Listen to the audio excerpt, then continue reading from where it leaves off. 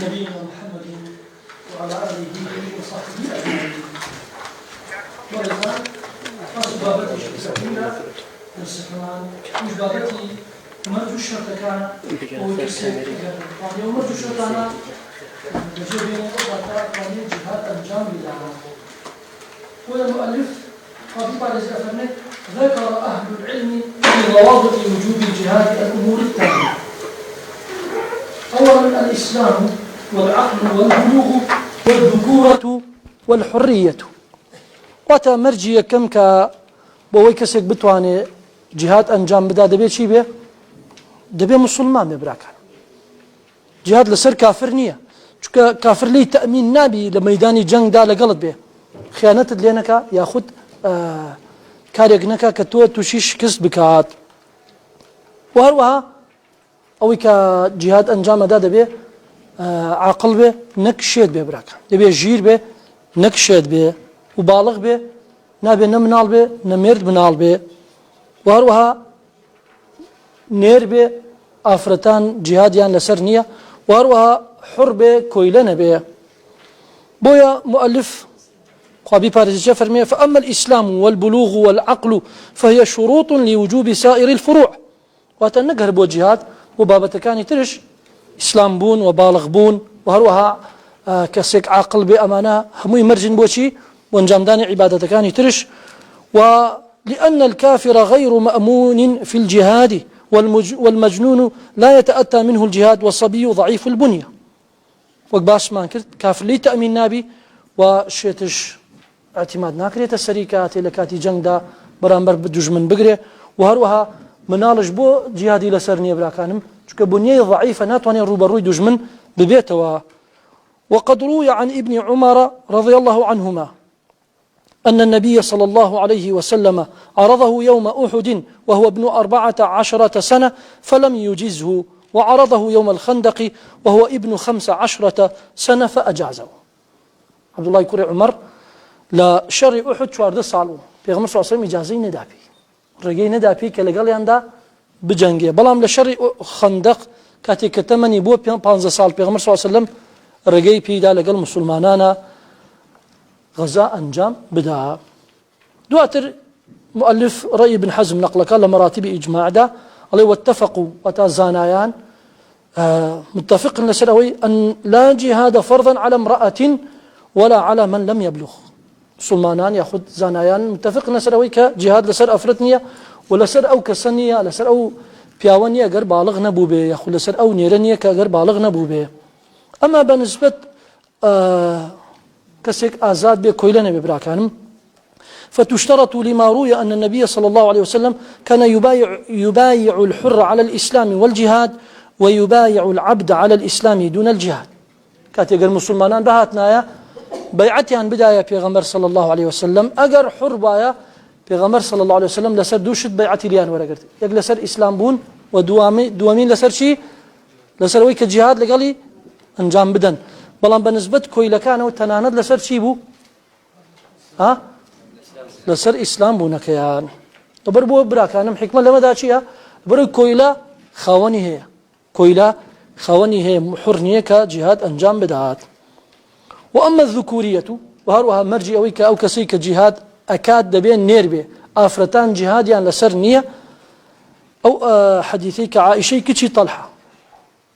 رضا ورحمتي خايلة بأجريته لديك عائشة أنها قالت: يا رسول الله نرى الجهاد أفضل العمل أفلا نجاهد. بيغمري خواه صلى الله عليه وسلم إما بينين جهاد كردنية كي كلا باشتريني كردوا وكان إما نجنجين إما آفرتان. بيغمر صلى الله عليه وسلم لولام داوتي شي قال: لا، لكن أفضل الجهاد حج مبرور. وتاباشترين جهاد بو آفرت شيا أقرتواناي هبو حج أنجام بدات. مرجي دوم إذن الإمام. واتا هركسيك أقر وايشتي جهاد أنجام بدات دولاتك ياخذ لشارك دبي إذني إمامي أو شارع لسر أو جهادها به ياخذ أقر وايشي بيشي بو جهاد شاركيه خوي دبي أقر لولاتي مسلمان لولاتك شرو أجاوها بو لبين كافر كانوا مسلمان دبي ولي أمريكي خوي إجازة إذني بداته تجيش مراكانم. ودوانتر القتال من ورائه أو من ينيبه أو من ينيبه. دائما إنسان أجر تشوبه جهادك حاكمي أو شارع شربك أو لقل أو حاكمية ياخد أو كسيك كذيتي بنائبي خوي ياخد بجيجري خوي أو جنج جهاد أنجام بدات. بلغة شيء براك عن من السر أمام بلغة أو حديثي كإمام بخاري جرته لكتاب جهاد والسير: وإنما الإمام جنة يقاتل من ورائه ويتقى به، فإن أمر بتقوى الله وعدل فإن له بذلك أجرا، وإن قال بغيره فإن عليه منه. وتا إمام كاليه بيغمبر صلى الله عليه وسلم فرمي: إنما الإمام جنة، وتا إمام قلغانك أجر خلقي لقليا جهاديان أنجام دا أبيت مايي باراستن بويان بو برز كانم لبروي تبايي أباريزري أجينا أجر لولاتك جهاد هبو چن قائدك هبو أبيت شي أبيت فوز أبراك هركز بو خوي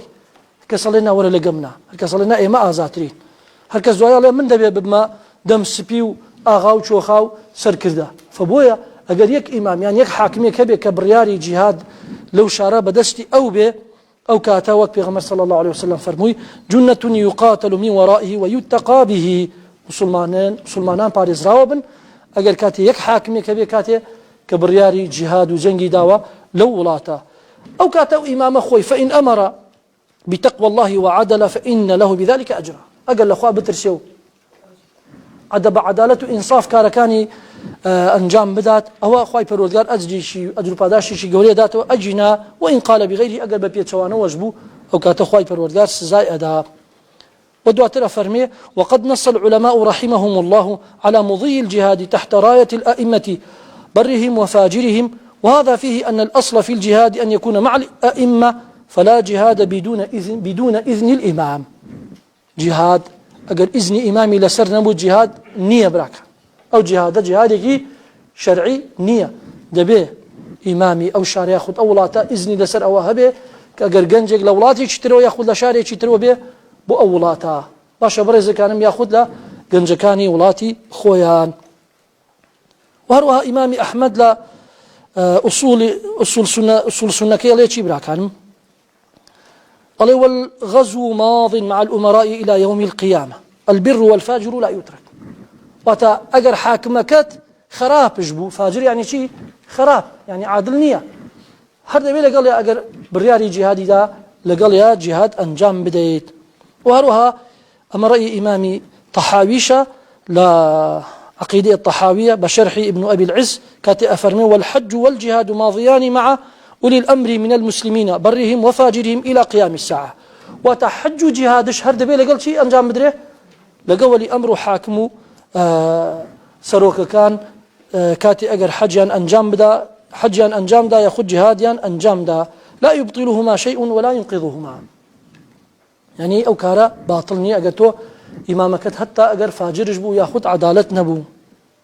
باش حكمة لما داتش إبراكانم دواترك باسي قصي شيخ عثيمين كرحمتي خايله بك لشرح الممتعة لكتاب شرح الممتعة وهاورديته قال: ولأنه لو جاز للناس أن يغزوا بدون إذن الإمام لأصبحت المسألة فوضى، كل من شاء ركب فرسه وغزا. قال: أجر هركسك بوخوي يك إمام نبو هركس بوخوي بو أو كاتشي درست به فوضى براكان درست به هركس بوخوي به يعني كز لكستينا أو كاتا هز نامينه يعني هركس بوخوي به براكانم وكاتا كز بقصي كسناكا ضعفكش ولا وازيج درست به. ولأنه لو مكن الناس من ذلك لحصلت مفاسد عظيمة. يعني أجر هركس بوخوي بو يقدم سبيان نبو يقائد نبو كمسلمانان لقالي غزاء أنجام بدن أو كاتا مفسدي زور هيك يقلوانا شي براكانم كمسلمان توشي شكستو لا وازيدين. ومحظور شي تجبا باسك شيخ عثيمين قال: فقد تتجهز طائفة من الناس على أنهم يريدون العدو وهم يريدون الخروج على الإمام. قال: ورنگ به اگر قائد زور بو لو شردا كسيك ممسي وبانقلاب يدروز بك خلق كسب كابو خوي ومجاهد كان بولاي خوي بري أو كاتا انقلاب كاتا سر حاكمي أولاتو توشي شكستيان بك أو أو مؤاخذة ياخذ أو مفسدة ومفسدة كي ترجع أو يريدون البغي على طائفة من الناس. يانش أجر قائد زور بو لولاتا ياخذ جروب ومجاميع زور بو هموي بناوي شيء وبناوي جهاد رنگ بنمالك عقليان نجري ياخذ مجموعة شيء ترق عقليان نجري أمان رقيان ليام يبدأ سريانا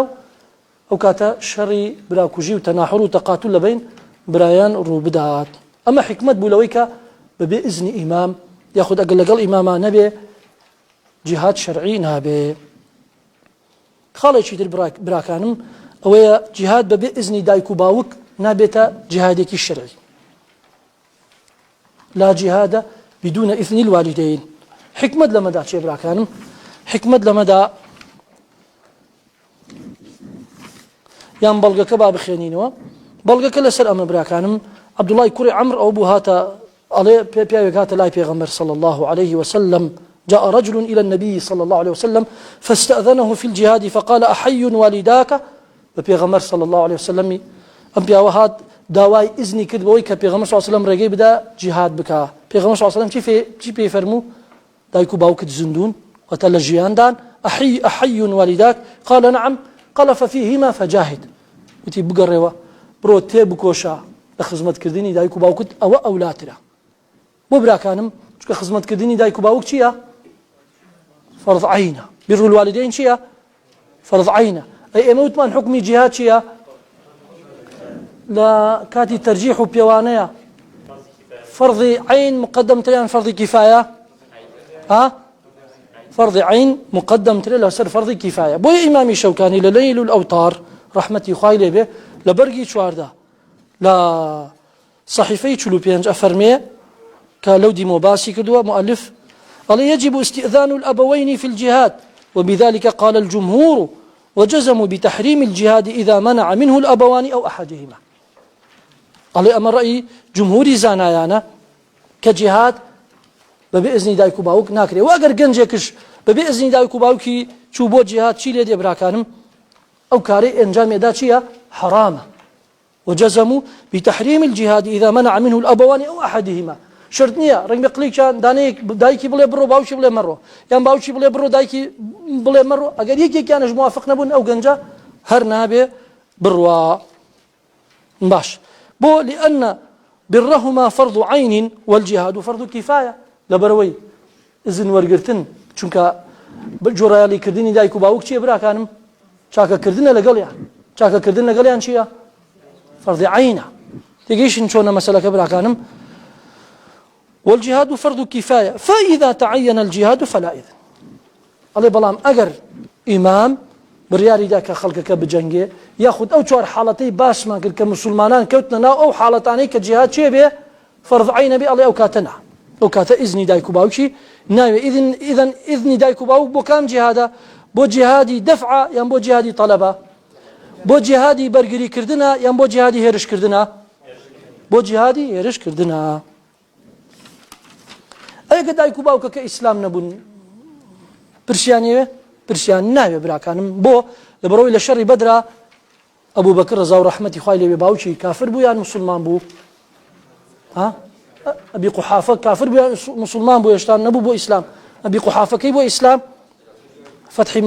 مكة دواي شر بدر بو يعني أبي بكر چندين صحابي الرضا ورحمة خايان ليبي كباوشيان كافر بون إذن يان ليان ورنقلت بويا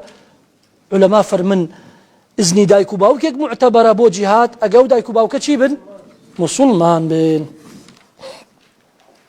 بين جميعا وضوح الراية فإنه لا جهاد تحت راية عمية أو راية دبي أو آلايك مسلمانان لجيري دا جهاد أنجام أدن دبي أو آلاية الرون بي واتل لسر حق بي براك لسر باطل نبي فإنه لا جهاد تحت راية عمية يعني شي آلاية شي نارون رونية لسر حقيان لسر باطلا بلقت شي براكانم بلقوا حديثيك أبي هريرة جرت ولا بيغمر صلى الله عليه وسلم كاتك أفرمي ومن قاتل تحت راية عمية يغضب لعصبة أو يدعو إلى عصبة أو ينصر عصبة فقتل فقتلة جاهلية قال هركس شكل جير آلاية شي نارون نازاني حقيا نا رونية وبس أي تربونيك وبو كمالك ياخذ بو بانجواس كدن بو كمالك دمارجيرة براكان دمارجيري هي وتعصبي هي بو كمالك ياخذ بو بيروكيك ياخذ بو بيروباوريك أو ينصر عصبة فقتل فقتلة جاهلية کوشتنەکەی لەسەر مەبدەیەکی جاهلیە لە پێناوی ڕەزامەندی خوای پەروەردگار نییە. بۆیە شێخ صالح الفۆزان حکمت لەمەدا چێ براکانم کە دەبێت یەک ئاڵایەکە بێ، وەک چۆن وتمان یەک حاکمێک و یەک ئیمامێکە بێ لە کاتی ئەنجامدانی جیهاددا دەبێت یەک ئاڵایەکش هەبێ. بۆ براکانم الله وهذا شيء معروف في كتب الجهاد وكتب العقائد أن يكون مع الأمراء وتحت راية واحدة. الله وي معروفة لكتاب جهاد لكتاب بيرباوركان باسكراوا أو حق أنجام داني جهاد بيتشي بي لقل حاكم كان أمير كان به ولا جر يك آلا به بو ما يكون هناك رايات وجماعات نابل چن آلا يكبه لو شردا ونابل چن جروب يكبن بو نتيجة كيتش يبرا كانم دعي شكستو بلا كجير أدا. هذا يحصل فيه اختلاف بين الجماعات ويحصل فيه تناحر بين الجماعات ولا يتوصلون إلى شيء. أو خيري تدارنيا چونکە دواتر ڕێک ناکەون ئەگە سەرکەوتوش بوون ئەو کاتا هیچ لایەکیان ناچێتە ژێر ئاڵا و فەرمانی گروپەکەی ترەوە لە کۆتاییشدا هەر شکست دێنن تەناحور و براکوژی لە بینیان ڕۆدا. بۆیە ئەوە کارێکی چاکە کە مسلمانان لە ژێر ئزنی یەک حاکم و هەروەها لە ژێر یەک ئاڵا غەزا ئەنجام بدەن. مەرجی شەشەم براکانم ئیعدادی العودەتی للجیهاد.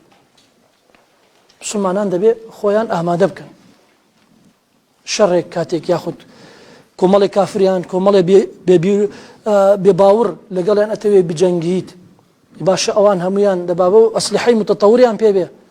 تۆ دەمان چەیەکت پێ یان چە قۆت پێیە یان کەڵان شنکۆفت پێیە دەرێبڕی لەگەڵیان دەرنابڕی لەگەڵیان. بۆیە خوای پەروەردگار چی پێمان فەرموو لە سوورەتی ئەنفال ئایەتی 60 وأعدوا لهم ما استطعتم من قوة ومن رباط الخيل ترهبون به عدو الله وعدوكم. بإيمان داران هرچی بێتان ئەکرێ بۆ ئەنجام دانی جنگ لەگەڵ بێ باوڕەکانە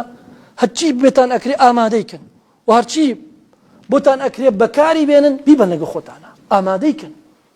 شەڕێک مەکەن بەبێ ئامادەی بەبێ تەدریب بەبێ خۆ ڕاهێنان لەسەر چەکی متەتەور سلاحی متەتەور.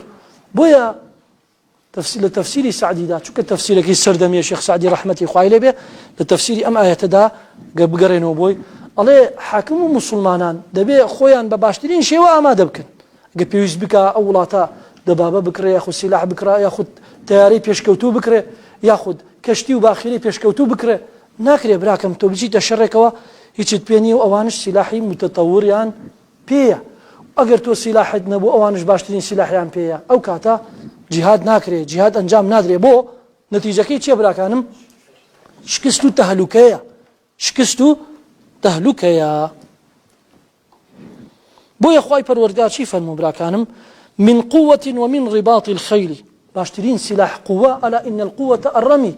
لما فەرمون باشترین سلاح لە سەردەمی پێغەمبەر صلی الله علیه و سلم چی بوو تیروکەوان بوو و هەروەها باشترین ئاڵەتش بۆ تەنەقول چی بوو یعنی با بڵێن سارێ و سەردەمە چی بوو باشترین سارێ و سەردەمە ئەسب بوو باشترین وسیلەت بوو بۆ تەنەقول. یعنی بۆیە لە باسی ئەو دوو شتەی کردو باسی تیروکەوانی کردو لە ئاەتەکەەوە باسی ماینشی کردویان باسی ئەسپی کردووە. حوتەمینیان القدرة على الجهاد براکان ئەرق ئۆمەتێک کاتێکە یاخود هەر کەسێک ئەوێ جهاد ئەنجام بدا دەبێت توانای لەسەری هەبێ توانای لەسەر ئەو جهادە هەبێ. چونکە بۆ براکانم یعنی چی توانای لەسەر ئەو جهادە هەبێ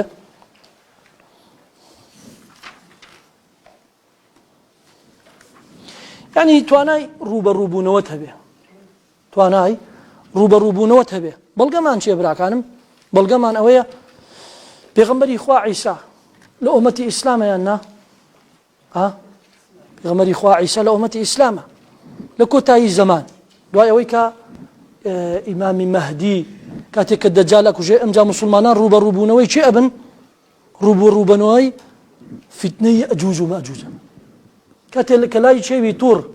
یاجوج و مەجوج بەو ژمارە زۆریی خۆیانەوە و بەو دەسەڵاتی خۆیانەوە ئەگەن بە مسلمانان و ئەگەن بە پێغەمبەری خوا عیسا ڕزا و ڕەحمەتی خوای لێ بێ و عەلەیهی السەلام. ئەو کاتە خوای پەروەردگار چی بە پێغەمبەر عیسا لێ براکانم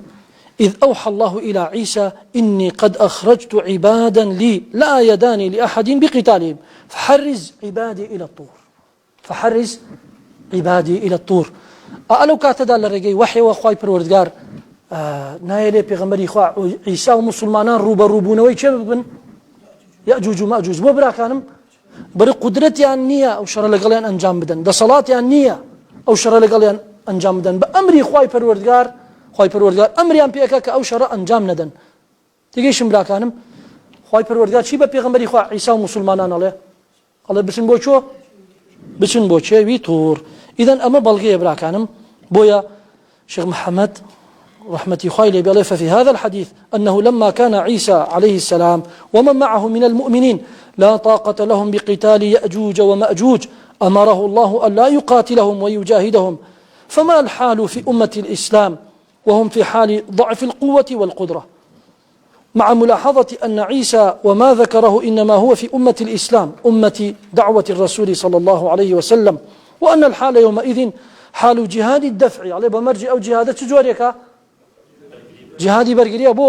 لبرو يأجوج ومأجوج داينه وتسر ولاتي مسلمانانا خوي پروردگار امريان بيكا بچي بكا برگري نكن بو براكانم لبرو لا يداني لأحد بقتالهم هيج كسيك ناتواني هيج هيزيك نير روبرو انجام دا لقال يأجوج ومأجوج فما الذي جعل الجهاد والقتال في ذلك الوقت حين نزول عيسى عليه الصلاة والسلام ممنوعا بسبب عدم القدرة وجعله اليوم واجبا يعني علي أول شيء كاتك نايل لو زمان دا جهاد واجب وإمرو هني كس فتوينا حق أدا كالي بيوزناك بقدرة ودا صلاة ومهم بجنجيتو بكجري لبينا يخواي پروردگار يعني أو فتواني كإمرو دريف فتواي شي چين فتواي شي باطلة فتواي كجنج لا الردر أكاو بكشتي أدا بباطل بجهادي كينا شرعي بو إبراكان الشيخ عثيمين رحمة خويلي بيقول قال لابد فيه يعني الجهاد من شروط وهو أن يكون عند المسلمين قدرة وقوة يستطيعون بها القتال قال يقول المسلمان كاتيكا بتماي جهاد وجنگ بون دبي چي چيان هبه دبي هزو دا صلاتيان هبه هزو قدرتيان هبه يستطيعون بها القتال فإن لم يكن لديهم قدرة فإن إقحام أنفسهم في القتال إلقاء بأنفسهم إلى التهلكة قال هر مسلمانان لهر شوێنێک بوون ئەگەر وایسیان جهاد ئەنجام بدەن ئەگەر نا هێزیان هەیە نە ئالاتێکی وا پوختەیان بەدەسەوێ نە سیلاحی متەتەوریان پێیە و ژمارەکەشیان زۆر نییە ئەو کاتە با جهاد ئەنجام نەدەن بۆ ئەجینە ئەو کارەی ئەیکەن ئەوە جهاد نییە بەل ئینەما خۆیان تووشی تەهلوکە ئەکان خاڵی هەشتم براکانم ئەوەی ئەو کەسەی کە جهاد ئەنجام ئەدات دەبێ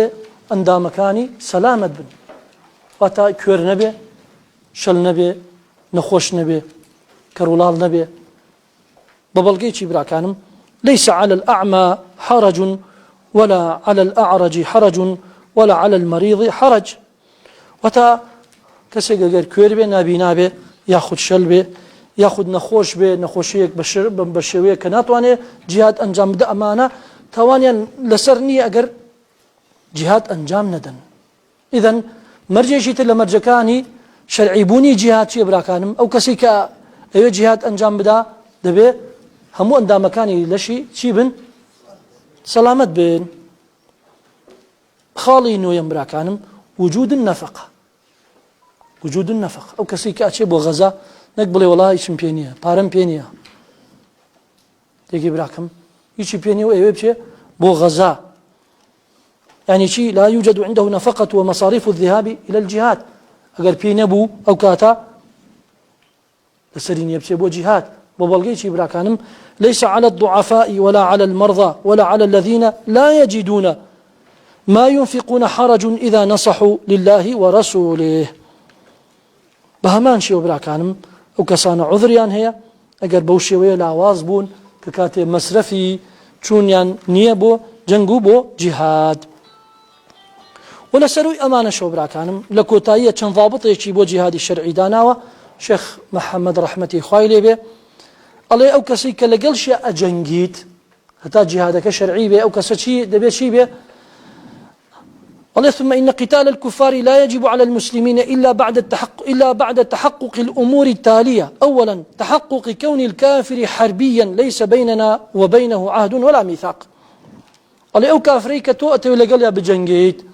وجنگ لقال يا أنجام بديت ولقال يا جهاد أنجام بديت دبي شي به هەر کافری بە مطلقی نابراکە دەبێت چ جۆرە کافرێک بێ ئەو کافرە بێ کە محاربەت ئەکا تعدات لێ ئەکا یاخود هەوڵی ئازاردانی مسلمانان ئەدات بۆمان هەیە لەگەڵ ئەو کافرە بجەنگین ئەجینا ئەگەر کافرێکی معاهد بێ یان مستەئمین بێ یان ئەهلی ذمە بێ ئەمانە لەگەڵیاندا جیهاد ئەنجام نادرێ براکان ئەمانە لەگەڵیاندا جیهاد ئەنجام نادرێ واتە تۆ بۆت نییە کافرێک لە هەر شوێنێک بینی بڵێ وەڵامە کافرە بیکوشی کام کافر بۆمان هەیە لەگەڵیان جیهاد ئەنجام بدەین ئەو کافرەی کە لە حربدا بێ یاخود چاوی لە حرب بێ لەگە مسلمانان چاوی لە تعدا و عەزێدانی مسلمانان بێ خاڵێکی ترش ئەوەیە ئەو شەڕەی ئەنجامی ئەدەی لەگەڵیان یاخود ئەو جیهادەی لەگەڵیان ئەنجامی ئەدەیت دەبێت بەرژەوەندیەکەی لە بزانی ینی دیراسەتی ئەوە بکەی ئایا تۆ ئەم شەڕە چۆن کۆتایی دێ یعنی بەرژەوەندی بردنەوەی مسلمانان یاخود بەرژەوەندی و مەسلحەتەکانی مسلمانانی تێ بپکێندرێ قایدی کە بڕیاری جیهادەدا لەگەڵ کافرەکان دەبێ ئەوە بپێکێ کە ئەم شەڕە مەسلحەتی تێدایە بۆ مسلمانان ئەجینا ئەگەر هەمووی مەفسەدە و زەرەر و شکست بوو ئەو جیهادەش نابێتە شەرعی و مسلمانان نابێ ئەو جیهادە ئەنجام بدەن ئەمە بوو مەرجەکان براکانم انشاءالله بۆ دەرسی داهاتوو ئەم مەرجانە دەبێ لەبەرتان بێ چونکە پێویستیمان پێ بێ بۆ ڕەدی شوبهەکان وآخر دعوانا أن الحمد لله رب العالمين وجزاكم الله خيرا بل نقذف بالحق على الباطل فيدمغه فإذا هو زاهق ولكم الويل مما تصفون